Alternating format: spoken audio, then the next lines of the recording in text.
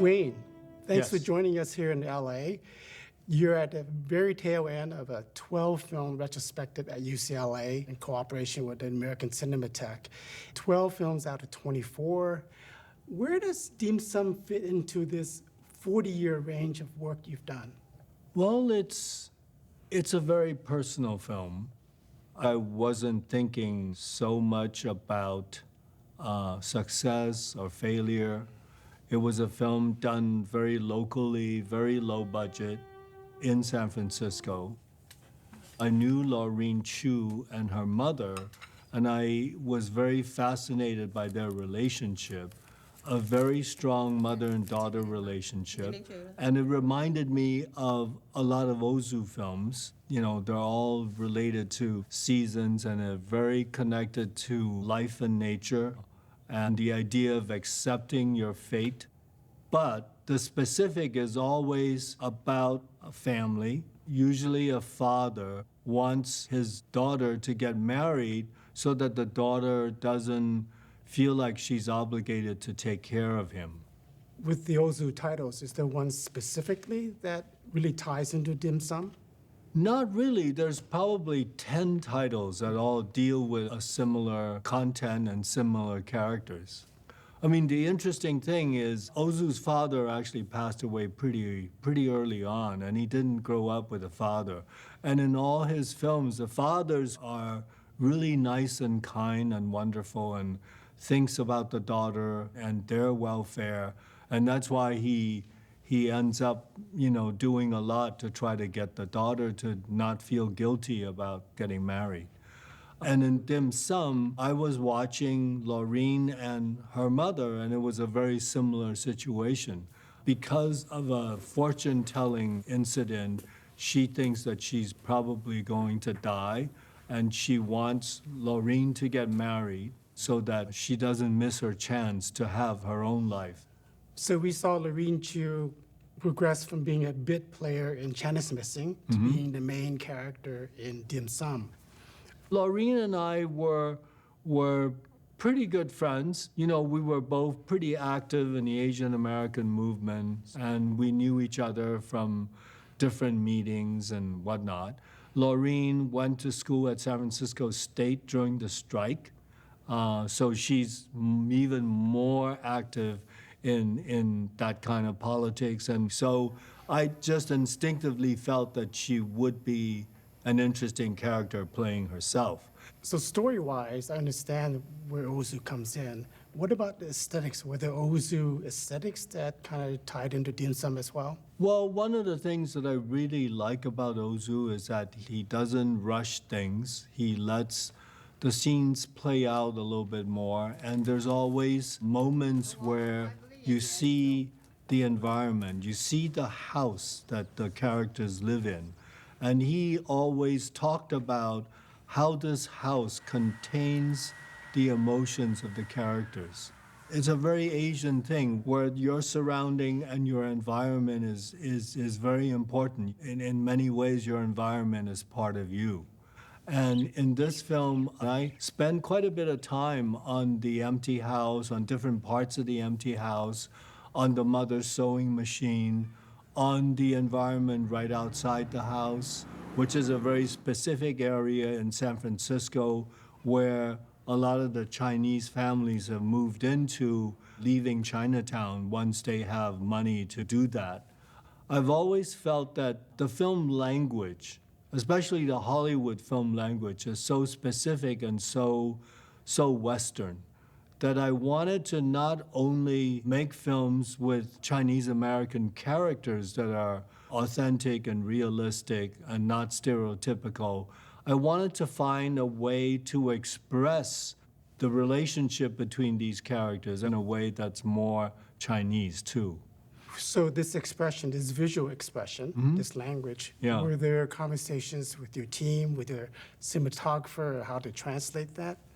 Yes. Danny Young, who is one of the producers with me, he was very aware of this whole thing. We talked about it a lot, actually, before writing the script or organizing the pre-production.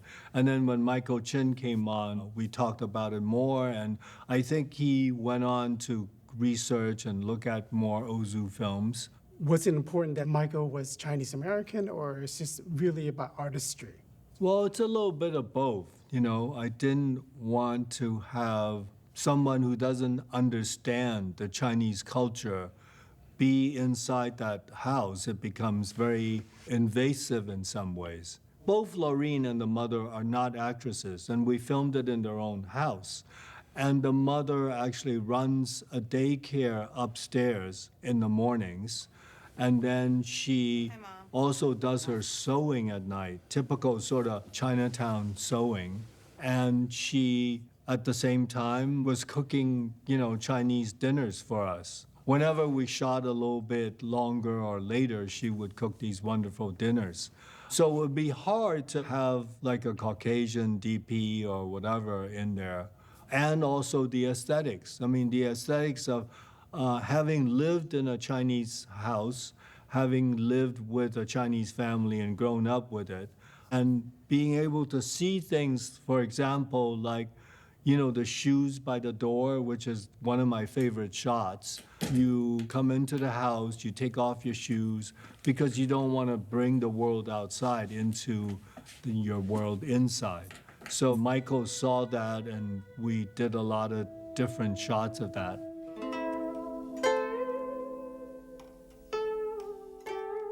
Now let's talk about the music then. The music was composed by Todd Buckelheid, who is not Chinese American or Asian American. Right. But you did have Chinese musicians. Right. So let's talk about that choice then. Yeah, well, Todd Buckelhide didn't have to be inside the house and eating dinner with us. I'm sorry, I'm kidding. I wanted the music to sound Chinese, but I didn't want the music to be kind of stereotypically or classically Chinese. So I used all these musicians and their instruments that are all Chinese, but I used a Caucasian composer because he can take that and maybe make something that feels classically Chinese, but then also has another quality to it. The story of Lorene Chiu and her mom really inspired you to embark on dim sum. So this is kind of a chicken and egg question. Was it their story first, or that you were wanting to do a story about family relationships? Which came first? Well, let me go back a little bit more, and then I'll deal with the chicken and egg thing.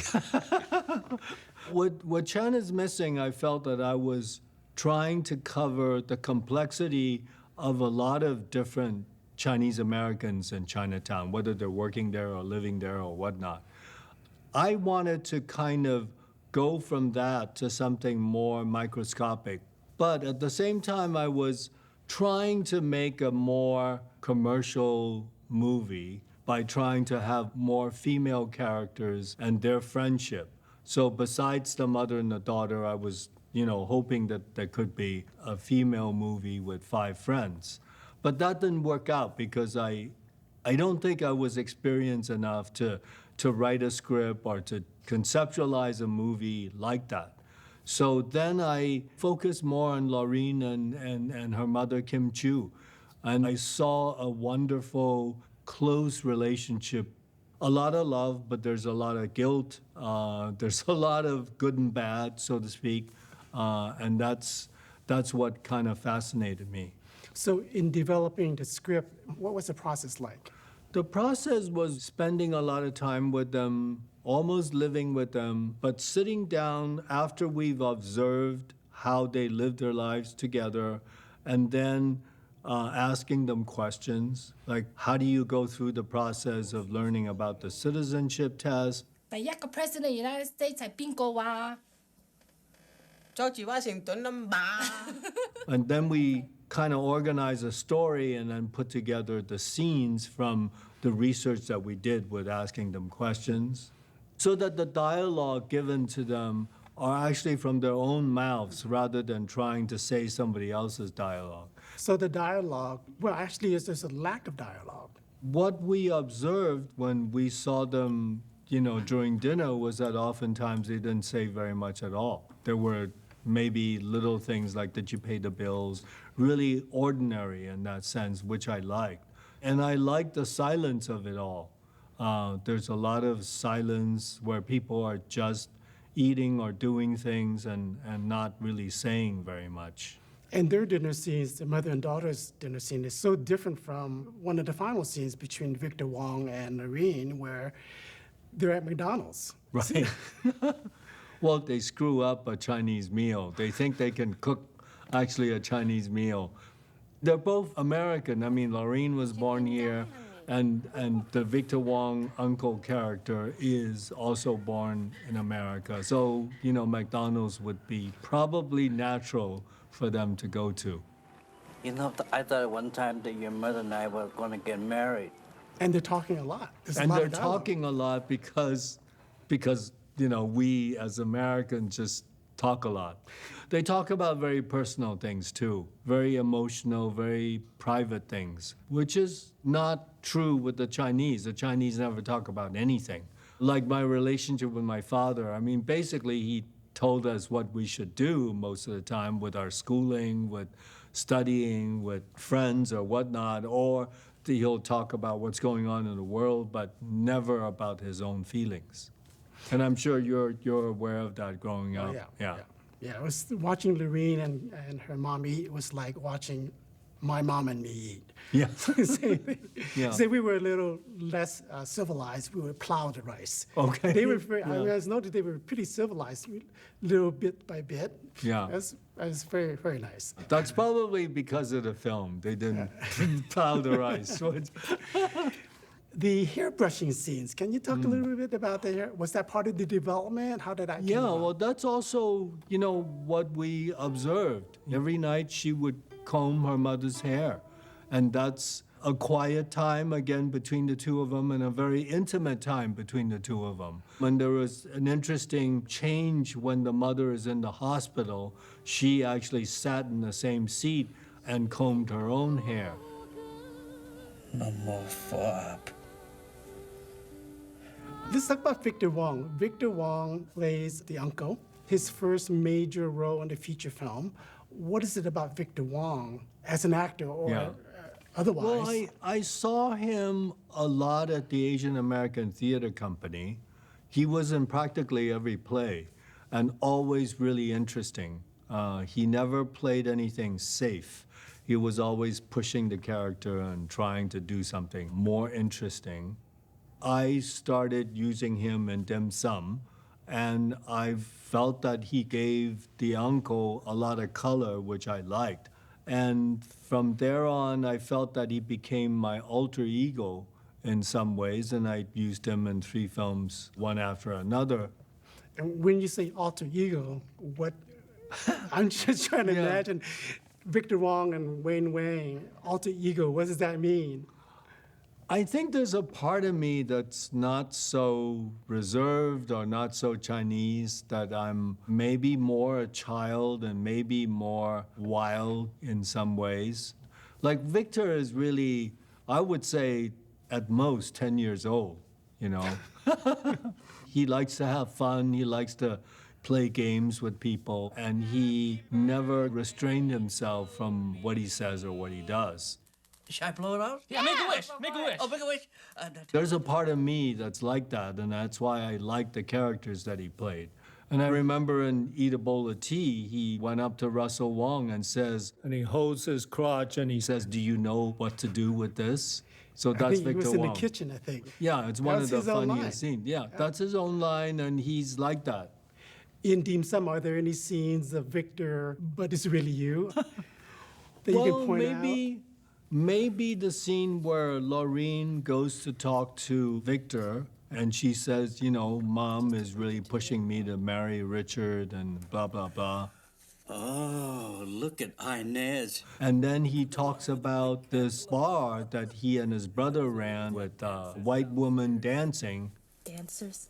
And this is actually stolen from your documentary about the Chinese. Forbidden City? Yeah, Forbidden City. Victor brought that up and was playing around with that in his childlike way. A real public service. And that's probably me. Can you talk a little bit about the setting that Victor Wong, the uncle, works in? Where bar? It's actually Lipo Bar in Chinatown on Grand Avenue. And, you know, we didn't touch anything. I mean, there was no set dressing. It's exactly the way it is. Probably was started in the 30s, I guess. Even the glasses probably came from that era. And it's a very hip, cool bar. So now a lot of young IT guys are going there to drink after work. In the 40s, this is how hip it was. Uh-huh. In San Francisco, the police were raiding gay bars. And Lipo became kind of a gay bar, Yeah. unofficially. Wow, I didn't know that. That's Yeah. very interesting. Well, that's yeah, a good story. yeah. Lipo is a Yeah, landmark. so probably it just kind of a shelter for a lot of different things that were slightly illegal. Let's talk about that, the house. When we see the house in the film, it's serene, it's quiet, it's peaceful. But Kim Chiu, the mom, ran a daycare center. Yes. Normally, the daycare center would be downstairs in the main dining room and living room, so it wouldn't be so quiet and serene. But when we moved in to shoot in the house, we moved all the kids upstairs. So once in a while, you can actually hear baby crying in a soundtrack in the back. And, you know, sometimes some kid would be sick, and, you know, Mama Chu would have to spend more time taking care of them. And then Michael Chin would finish lighting a scene and go, "Where's Mama Chu? Can we call her?" So we go upstairs to the daycare center and basically, you know, drag Mama Chu down to do a scene. Snap, just like that. She would In a just- snap, she would, but you know, she's really playing herself, so it's easy in that sense. She's just being part of her. Remember our date Saturday, Mom? We're going to the movies. So you have actors who were non-actors. You have actors who were trained in America. You have actors who were trained in Hong Kong and in China. But there's a seamless performance from all of them. I mean, what was it like working with this range? My job as a director is really telling everyone to do nothing, to just be in the scene and to be in the moment. Lorraine's best friend was played by my wife at that time, or she's still my wife. We haven't seen each other for years. It was nice. She keeps reminding me that I just kept telling her, just don't do anything, just count from 1 to 10. And that's something that I heard from Walter Matthau, who is a really wonderful actor and very natural, and he's won an Academy Award. And he would always say, "Oh, I'm thinking about, you know, what grocery I have to get, or how am I going to do my laundry later today." I mean, the cast is just so wonderful. I want to point out the neighbor. I want to know more about her. Yeah, Auntie May is played by Ida Chong. Actually, she's the only actress who came out from New York. I had seen her in a couple of more supportive roles, and I thought she was very natural and yet at the same time had a very vibrant personality.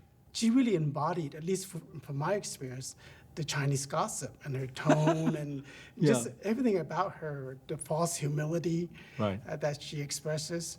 Yeah. Was that part of her already as an actress, or did you take her through that process to be that? She wasn't playing herself. She's actually a more quiet, conservative-like kind of personality. I thought I saw Geraldine's car up front this morning. But she's a very good actress, so I said, why don't we make her different from Mama Chu and give her more color, let her be the gossiper, let her, you know, ramble on about everything. I suppose she is fine. Some of the stuff we wrote for her, some of the stuff she came up with on her own. No problem, I suppose. You mentioned that Victor Wong came from the Asian American Theater Company. Yeah. And Amy Hill came from there as well, I think. Yes. She had a great sense of humor, and she was a bigger woman, and I liked the idea of that. She went on to do a lot of TV shows and had become a very accomplished actress also. In the film, it's very interesting because she has a black daughter, or half black daughter, I think. We don't make a big deal of it, we just let it be. And Mama Chu never talks about it. The Chinese parents, they would be very unhappy and upset about that, and they would never bring it up. Oh, Mom, her hair's not messy, it's curly. As the credits roll on Dim Sum, it's almost like a time capsule of what it was like making a film in the Chinese American community in the early 80s. Right. And I'm wondering, you're still living in San Francisco. How would you compare it today? Well, you can still do it today. Actually, you know, my latest film is called Coming Home Again.